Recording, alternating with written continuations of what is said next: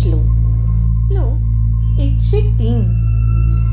हरी कीर्तने प्रीती रामी धरावी, देहे बुद्धी निरूपणी विसरावी, परद्रव्य आणिक कांता परावी, यथार्थी मना सांडी जीवी करावी. याचा अर्थ असा घ्यायचा आहे की भगवंतांचे कीर्तन करताना रामाच्या प्रेमात रंगून जावे.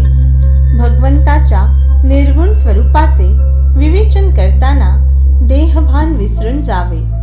तसेच परद्रव्य व परस्त्री यांचा लोभ पूर्णपणे सोडून द्यावा. हे मना, यासाठी सर्व प्रयत्न करावे.